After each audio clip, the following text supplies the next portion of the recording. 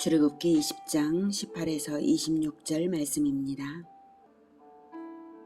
뭇 백성이 우레와 번개와 나팔 소리와 산의 연기를 본지라. 그들이 볼 때에 떨며 멀리 서서 모세에게 이르되 당신이 우리에게 말씀하소서. 우리가 들으리이다. 하나님이 우리에게 말씀하시지 말게 하소서. 우리가 죽을까 하나이다. 모세가 백성에게 이르되 두려워하지 말라. 하나님이 임하심은 너희를 시험하고 너희로 경외하여 범죄하지 않게 하려 하심이니라.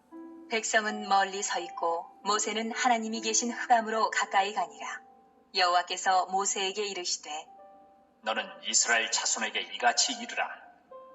내가 하늘로부터 너희에게 말하는 것을 너희 스스로 보았으니 너희는 나를 비겨서 은으로나 금으로나 너희를 위하여 신상을 만들지 말고 내게 토단을 쌓고 그 위에 내 양과 소로 내 번제와 화목제를 드리라.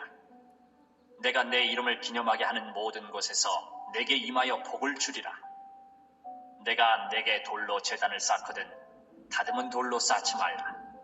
내가 정으로 그것을 쪼면 부정하게 함이니라. 너는 층계로 내 제단에 오르지 말라. 내 하체가 그 위에서 드러날까 함이니라.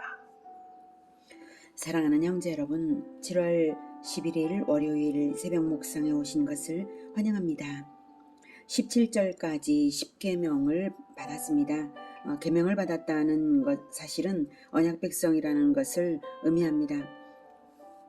계명을 지키는 것은 언약 백성이니까 지키는 것이죠. 그런데 여러분, 잘 지킬 수 있겠습니까? 네, 잘 지키시기를 축복합니다. 그러나 사실은 완전히는 불가능합니다. 인간은 뼛속부터 죄인이거든요. 원죄를 가지고 태어나서 자기가 죄를 짓는 줄도 모르고 살아요. 지난 묵상에서 부자 청년이 그랬지 않습니까? 자기는 어려서부터 모든 계명 다 지켜왔다고 자부했는데요. 제10계명 탐심금지를 어기고 있었던 거예요. 본인은 몰랐죠. 남의 것을 도둑질한 자는 조상이고 자기 자신은 그저 조상이 물려준 것을 상속받았을 뿐인데 그것을 가난한 자들에게 나눠주기를 싫어하니까 탐심금지 계명을 어기고 있었습니다. 탐심금지를 가만히 묵상해 볼 때에 그리고 내 안의 욕구를 가만히 살펴볼 때에 인간이 계명을 다 지키는 것은 불가능하다는 것을 알 수가 있습니다. 탐심금지는 내면의 마음 상태에 대한 금지이기 때문입니다. 1에서 9계명까지는 행위에 대한 계명인데요. 제10계명 탐심금지는 내면의 욕구에 대한 금지사항이에요. 그러니 1에서 9계명 각각의 계명에 내면의 욕구, 탐심금지 계명을 결합시켜보면 명확하게 자기 자신을 점검할 수 있는 것입니다. 다른 신을 두지 않았다 해도 하나님을 위해 살지 않는다면, 하나님을 위해 살기 싫어한다면 자기 자신을 위해서 사는 것이고요. 이미 자기 자신을 신의 자리에 두고 있는 탐심인 것입니다. 형제를 미워하기만 해도 이미 살인의 욕망입니다. 간음하는 마음으로 눈으로 보기만 해도 간음의 욕망이니 이미 탐심금지 계명을 어겼습니다. 도둑질을 안 했어도 부러워하고 질투한다면 탐심금지 계명을 어겼습니다. 그래서 예수님은 형제를 미워하는 자는 지옥불에 들어가리라고 하신 것이죠. 마태복음 5장 21, 22절에 옛사람에게 말한 바 살인하지 말라. 누구든지 살인하면 심판을 받게 되리라 하였다는 것을 너희가 들었으나 나는 너희에게 이르노니 형제에게 노하는 자마다 심판을 받게 되고 형제를 대하여 라가라 하는 자는 공회에 잡혀가게 되고 미련한 놈이라 하는 자는 지옥불에 들어가게 되리라. 이렇게 분명하게 마음에서부터 나타나는 것을 연관시켜 볼 때 그런 행동들이 나타나는 것이 결국에는 그렇게 된다는 말씀입니다. 5장 27, 28절에서도 또 간음하지 말라 하였다는 것을 너희가 들었으나 나는 너희에게 이르노니 음욕을 품고 여자를 보는 자마다 마음에 이미 간음하였느니라 라고 말씀하십니다. 만일 이어서 29절 만일 내 오른 눈이 너로 실족하게 하거든 빼어내버리라. 내 백체 중 하나가 없어지고 온몸이 지옥에 던져지지 않는 것이 유익하며. 탐심금지 계명이 있기 때문에 예수님은 이런 말씀도 하신 것입니다. 문자적으로 눈을 정말로 빼라는 명령은 아닙니다. 그 정도로 탐심 금지 계명을 깊이 생각해서 영혼 관리하라는 뜻이죠. 그러니 욕심을 안 내어본 인간이 없을 것이라고 보면 한 사람도 계명을 지킴으로써 구원받을 인간은 없습니다. 그런데 그러면 왜 하나님은 계명을 주시는 것일까요? 적어도 3가지 이유가 있습니다. 첫째, 언약 백성이라는 계명을 지키기 위해 최선을 다하라는 것입니다. 그래야 신정왕국 질서가 잡히는 것이고요. 둘째, 언약 백성이라면 언약을 주신 하나님의 은혜를 알라는 것입니다. 즉 최선을 다해 지키다가도 내 죄성 때문에 불가능한 것을 깨달으면 오직 하나님의 은혜로만 구원을 받았다는 것을 깨닫게 되고 하나님을 붙들게 되어 있죠. 그러라는 것입니다. 하나님을 의지하라. 하나님을 간구하며 그리워하며 찾고 찾으라는 것입니다. 그 태도가 중요합니다. 그러니까 최선을 다하는 중에도 이만하면 내가 계명 잘 지켰지 하고 교만해서도 안 되고 계명 실천을 포기해서도 안 됩니다. 자기 의를 내세울 게 없고요. 의인의 길을 포기하지도 말아야 은혜를 아는 인간이죠. 그러라고 계명을 주셨습니다. 셋째, 언약 백성이니 언약의 주 예수 그리스도께 붙어 있으라는 것입니다. 계명과 율법을 완전히 지킨 사람은 예수 그리스도밖에 없습니다. 그래서 유일한 실천 모범이시고 유일한 구원자이시고 왕이십니다. 그분께 속해서 그분 안에 있는 것 외에는 완전한 구원이 없습니다. 그리스도는 오실 왕이시고 계명은 오실 왕의 법입니다. 왕을 기다리는 자는 왕의 백성이고 왕을 기다리는 자는 오실 왕의 법을 지킵니다. 왕의 백성은 결코 왕의 법 지키기를 포기하지 않습니다. 오실 왕의 법 지키기를 포기할 수가 없습니다. 심판주로 오실 것이니까요. 노력하는 중에도 자칫 못 지키는 것은 다시 도전하는 태도를 가지면 용서가 되지만 지키기를 포기하는 것은 용서가 안 됩니다. 나는 당신 백성 안 할래요. 이런 뜻이잖아요. 그러니 왕도 그 사람을 버리십니다. 그래서 그리스도의 백성은 실수로 죄를 지을 수는 있어도 고의로 죄를 지을 수는 없습니다. 믿는 자는 반복적인 고범죄를 저지를 수가 없습니다. 계명 지키기 위해 다시 일어납니다. 그러라고 계명 주시면서 탐심금지 계명 넣으신 것입니다. 그러니까 계명은 완전히 문자적으로 치밀하게 지켰느냐에 따라 천국 합격과 탈락을 결정하기 위해서 주신 것이 아니라 이미 구원받은 백성이기 때문에 생활 원리로 주신 것입니다. 간절하게 사모하며 실천하라고 주신 것입니다. 그것을 믿는 사람들은 하나님 은혜를 어떻게 하면 갚을까 감사하면서 계명대로 살아가게 되는 거죠. 예수님의 대속을 어떻게 하면 조금이라도 갚을까 이것을 생각해야 구원받은 사람인 것이죠. 그 차원에서 계명을 최선 다해 지키는 것이지 마지못해 지키는 족쇄가 아닙니다. 그래서 계명은 그리스도와 반드시 연관되어야 합니다. 그리스도에 대한 믿음에 연관되지 않으면 율법주의의 칼날이 되어버릴 거예요. 그런데 출애굽 당시 이스라엘 사람들에게는 어떻게 계명과 그리스도를 연관시켜 주셨을까요? 그 연관을 위해 하나님 아버지께서 다음과 같이 일하셨습니다. 첫째, 계명을 주시는 분을 경외하게 하셨습니다. 둘째, 중보자를 요청하게 하셨습니다. 셋째, 그리스도의 법, 즉 계명을 따르게 하셨습니다. 넷째, 구약 이스라엘을 인도한 하나님의 사자를 주셨습니다. 첫 번째, 이 세 번째 부분, 그리스도의 법, 계명을 따르게 하시는 부분에서 말씀의 중요성을 가르치기 위해 하나님은 시내산의 빽빽한 구름 가운데 임재하시면서 빽빽한 구름 속에 자신의 모습을 숨기시고 오직 하나님의 음성만, 말씀만 우렁차게 들리게 하셔서 십계명을 육성으로 다 말씀을 하셨습니다. 200만 명이 약 200만 명이 다 자기 귀로 십계명을 들은 거예요. 말씀을 들은 거예요. 하나님의 모습은 감추시고요. 즉 하나님은 말씀이시다. 눈으로 보는 형상이 하나님이 아니다. 바로 말씀이 하나님이시다. 이것을 체험시키신 것입니다. 자, 이제 차근차근 볼게요. 첫 번째, 하나님이 19절에서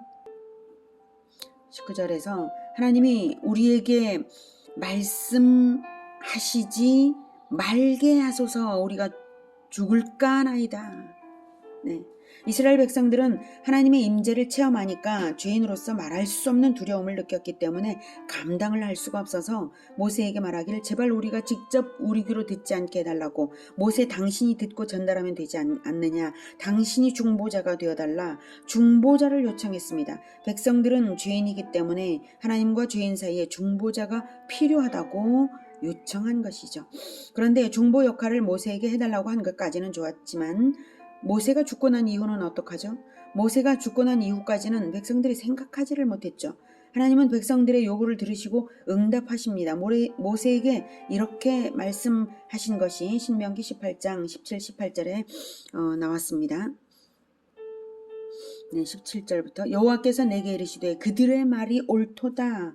내가 그들의 형제 중에서 너와 같은 선지자 하나를 그들을 위하여 일으키고 내 말을 그 입에 두리니 내가 그에게 명령하는 것을 그가 무리에게 다 말하리라. 네, 18절에서 말하는 그들의 형제 중에서 너와 같은 선지자 하나를 주시겠다는 것은 그리스도를 의미하는 말씀입니다. 그들의 형제 중에서, 즉 사람으로 태어나실 것이고요. 너 모세와 같은 선지자 하나이므로 단 한 사람의 그리스도를 말씀하시는 거예요. 다른 모든 선지자들은 그리스도께서 오시기까지 모세와 마찬가지로 모형이나 예표로서 한시적인 활동을 하다 떠나겠지만 단 한 사람의 특별한 선지자, 즉 그리스도가 있다는 것이고 그의 말을 들으라는 것이죠. 그래서 백성들은 모세의 죽음 이후에까지를 생각지 못하고 요청했지만 하나님은 모세의 죽음 이후에까지 영원한 그리스도, 영원한 중보자를 응답으로 주시겠다고 말씀하신 것입니다. 드디어 신약에 와서 예수님이 바로 그리스도라는 사실을 하나님 아버지께서 육성으로 3번이나 확인시켜 주십니다. 세례 받을 때 대중 앞에서였고요. 두 번째는 변화산에서 세 제자 앞에서였고요. 세 번째는 십자가 지시기 며칠 전 예루살렘의 대중 앞에서입니다. 첫 번째 세례 받을 때는 마태복음 3장 17절에 나오죠. 하늘로부터 소리가 있어 말씀하시되 이는 내 사랑하는 아들이요 내 기뻐하는 자라 하시니라 라고 이번 첫 번째 음성을 육성으로 대중들에게 보여주시며 그리스도를 인증해 주신 것이고요. 두 번째 마태복음 17장 5절의 변화산에서는 말할 때에 호련히 빛난 구름이 그들을 덮으며 구름 속에서 소리가 나서 이르시되 이는 내 사랑하는 아들이요 내 기뻐하는 자니 너희는 그의 말을 들으라 하시는지라. 너희는 그의 말을 들으라. 너희는 그의 말을 들으라 라고 하셨습니다. 그리고 세 번째 마지막은 요한복음 12장 28, 29절에 나오죠.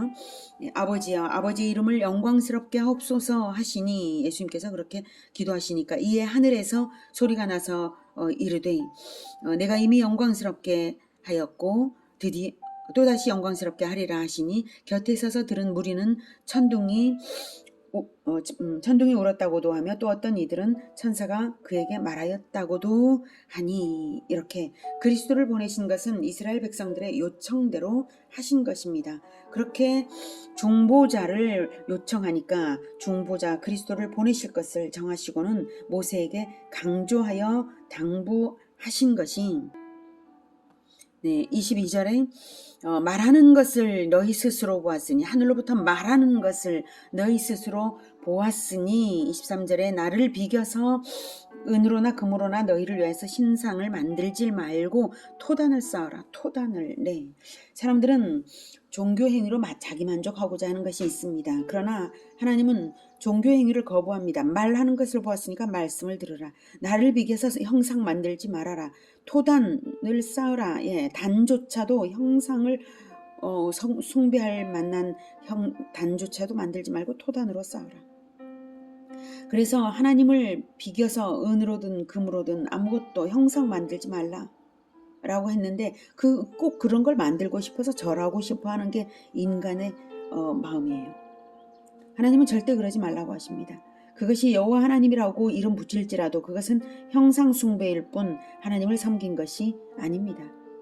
왜냐하면 하나님은 오직 말씀으로만 임하셨기 때문입니다. 말씀으로만 임하셨기 때문에 말씀 실천으로만 하나님을 섬기는 것이지 다른 어떤 종교 행위만으로는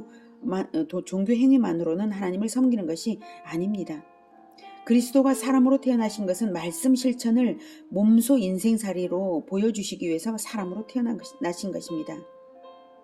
그러니 형상을 만들어 절하는 것은 그것이 예수상이든 여호와상이든 말씀 실천을 무시하는 것이고 가증스러운 것입니다.